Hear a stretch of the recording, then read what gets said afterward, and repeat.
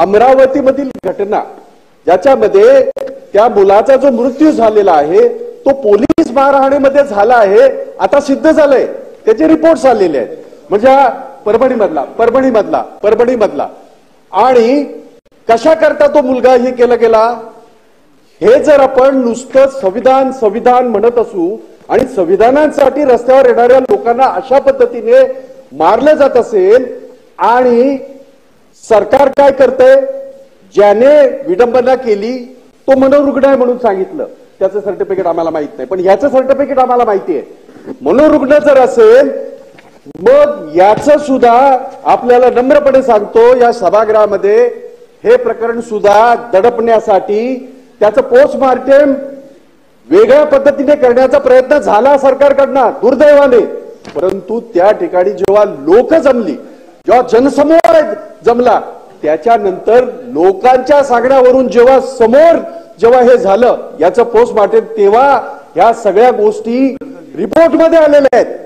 काय रिपोर्टमध्ये आले आहेत, त्याला प्रचंड मारहाण झाले, त्याच्या जखमांमुळे आणि त्यामुळे त्याचा मृत्यू झाले.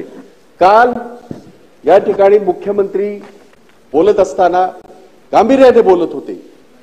संवेदना आहेत हे मी समजू शकतो, परंतु नुसत्या संवेदना नाही, यातल्या वेदना सुद्धा समजून घ्या. काल बोलताना त्यांनी सांगितलं तो अधिकारी त्याला आम्ही रजेवर पाठवलंय आणि दुसरे अधिकारी त्यांना आम्ही सस्पेंड केलंय. का त्याला रजेवर पाठवलं? जेव्हा तो त्या अधिकाऱ्याच्या याच्यामध्ये अधिपत्याखाली हे सगळं घडलंय, हे सगळं प्रकरण इतकं भयानक घडलंय, काय त्याचा गुन्हा? आणि सगळ्यात वाईट गोष्ट दादा, सगळ्यांना आपल्याला नाही इकडच्याला ह्या दोन्ही गोष्टी मला माहिती आहे, तुम्ही म्हणताय ते बरोबर आहे. बीडच्या इतर अधिकाऱ्यांना सस्पेंड केला, पण मेन अधिकाऱ्याला ते तर अधिक भयानक आहे. ज्या पद्धतीने त्याचा खून झालाय ना, मी त्याच्यावर येईन. आपण एवढे असंवेदनशील झालो का? इथे बसलात तुम्ही, कधी आम्ही इकडे होतो, कधी आम्ही तिकडे होतो, परंतु हे जे काय गोकाळ आणि कसं राजरोसपणे कशा पद्धतीने त्यांना हे दिलं जातं, संरक्षण कसं दिलं जातं, बॉडीगार्ड घेऊन आणि अगदी फिल्मी स्टाईल मध्ये कसले ते युट्यूब बघा जरा प्लीज.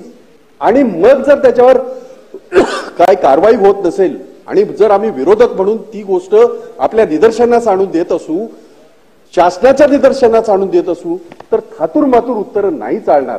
आपल्याला विनंती आहे, या प्रकरणामध्ये काय गुन्हा, याच्यामध्ये या मुलाचा काय गुन्हा? लोकांनी उत्स्फूर्तपणे बंद केला, दगडफेक झाली, त्याचं समर्थन होत नाही, तोडफोड झाली, त्याचं समर्थन अजिबात नाही, परंतु उद्रेक झाला. त्याच्यानंतर दलित वस्तींवर कोम्बिंग ऑपरेशन झालं, दलित वस्तींवरच कोम्बिंग ऑपरेशन झालं. ज्या वेळेला आपण जमावाची गोष्ट करतो, हा विशिष्ट जातीचाच फक्त असू शकतो? घटना फक्त विशिष्ट जातीची आहे का? या देशाची घटना आहे आणि रस्त्यावर उतरलेला जो नागरिक होता तो सर्व जाती धर्माचा नागरिक होता, कारण त्याच्या मूलभूत हक्कावर जेव्हा गदा येते त्यावेळेला अशा पद्धतीचा उद्रेक होतो, हे आपण सगळ्यांनी पाहिलंय. मग विशिष्ट जमातीच्या त्या वस्त्यांवरच कोम्बिंग ऑपरेशन करून, आणि कोम्बिंग ऑपरेशन करताना काय केलंय? म्हातारी माणसं बघितली नाही, बाया बघितल्या नाहीत, ते लाठ्या त्यांना मारत त्यांना तिथनं या तरुणाला त्यांनी घेऊन गेले आणि जे काही चौकीमध्ये झालं आणि मग त्याचा जो मृत्यू झाला त्याच्यामध्ये जेलमध्ये, त्याच्या बाबतीमध्ये आता रिपोर्ट आल्याच्या नंतर सुद्धा जर आपण कारवाई करत नसाल आणि मग जर आम्ही तुम्हाला धारेवर धरलं, मग जर आम्ही तुम्हाला जर प्रश्न विचारले, तर ते अयोग्य होतील का? हा माझा प्रश्न आहे. आपण बीडच्या बाबतीमध्ये बोललात, इतर अधिकाऱ्यांना सस्पेंड केलं.